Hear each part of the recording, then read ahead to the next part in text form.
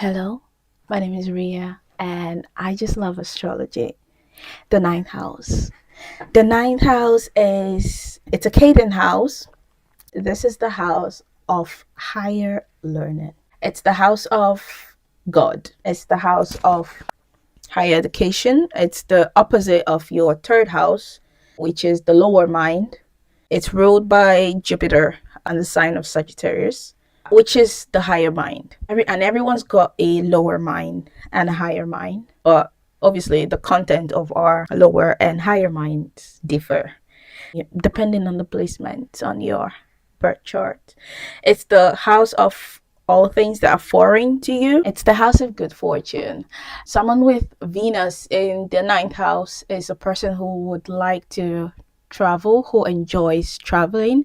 And the sign that's there would tell you what kind of place that person likes to travel to. For example, if you do have Aries, Venus in Aries in the ninth house, you would like to go to new places a lot. If you have Libra, Venus in Libra, and it's in the ninth house, for example, you love to go to beautiful places. It's all about the aesthetic for you. If you've got like Venus in Pisces, and Venus is exalted in Pisces, so Venus in Pisces would mean that you enjoy being like in beautiful spiritual places, and that's also particular to you because what's spiritual to you might not be spiritual to another person.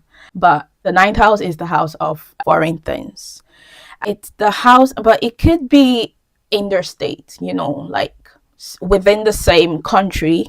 Doesn't have to be very far away. That's the 12th house is far away land, more like it. It's the house of divine wisdom. It's the house of God, or whatever you call the higher powers. It's the house of the divine, the house where you connect to the divine. It's almost at the top of the chart. It's the house of philosophy, which is a Sagittarius theme. So philosophy, your beliefs, you can see that in the ninth house. What you hold dear to you, what kind of beliefs you have, you can see it in your ninth house. It's the house of fellowship. It's the house of pilgrimage. It's the house of things that, because in the third house, these are places that you go on a very regular.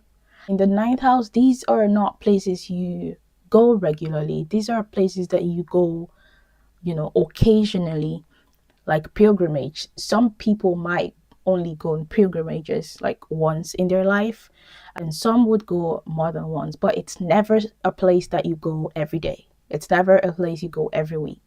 It's not your local church. It's somewhere far. It's a journey that you're going to have to make. That's the ninth house. It's you trying to get a PhD or trying to get a master's degree. It's a journey that you're going to have to embark on to get the higher knowledge. That's the concept of the ninth house. It's a house, if you're an author, if you're a writer and you're publishing a book, you're not publishing a book every day. You're not publishing a book every week. So it's also the house of publishing. It's the house of philosophy. It's the house of the unseen hand of power, which is the power of the divine, the source, God, whatever you call it. Yeah. So someone who would be traveling for their career, you could see that from the ninth house. If a person is going to be traveling for the advancement of their career, you will see that in the ninth house. It's the house of good white magic, good luck, not like magic in the sense that it's the hand of God in your life. It's ruled by Jupiter, and Jupiter is the planet of luck and blessings.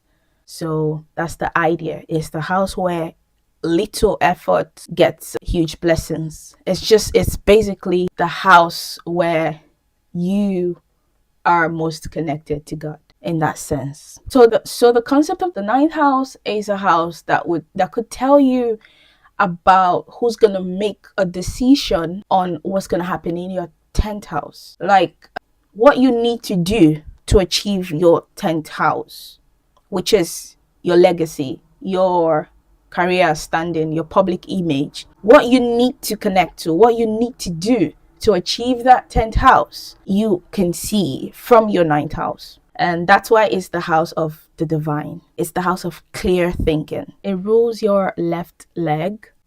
The type of education that you're going to receive from those who are like the decision makers, like your spiritual leaders, your mentors, your counselors, the kind of relationship that you have with them, because these people they play a huge factor in decision making.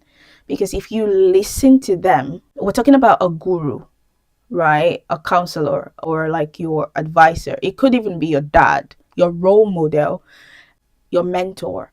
You look up to those people. If someone's achieved the status of a role model in your life, you look up to that person. So that's why you can see that in the ninth house. And the kind of route or the kind of decision they're going to make in your life that's going to impact your 10th house, you can see that in that ninth house, right? And it's the house of your beliefs.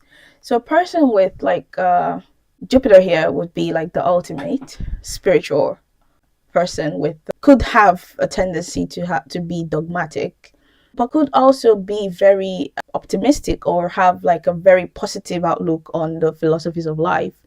Someone with Uranus here could change their beliefs a couple of times in their life. They could change religion. It's also the house of religion.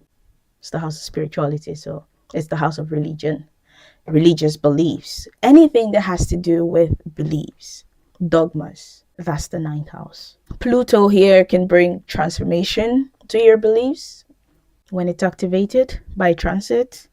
So the style of communication, you could also see the style of communication of your spouse in the seventh house.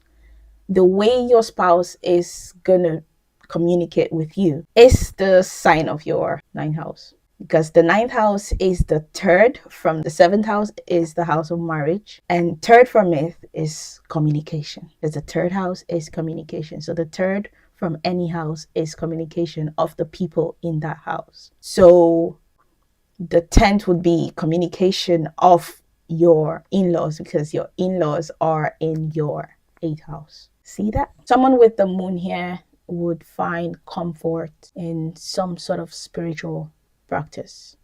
Also, if your 9th house is ruled by Cancer as well, comfort for you would be finding some sort of spiritual practice, ritual that you do. Anywhere you've got Cancer is what's going to technically feel like home to you. If you have Cancer in your 7th house, you're going to find that you feel at home when you're with your partner. Yeah, and things like that. So Cancer in the 9th house would mean that you feel most at ease, most at home. You find comfort and nurturing in the divine. You find comfort and nurturing in being connected to something spiritual, because it's a spiritual house. Yeah, so that's the 9th house. And next is the 10th house.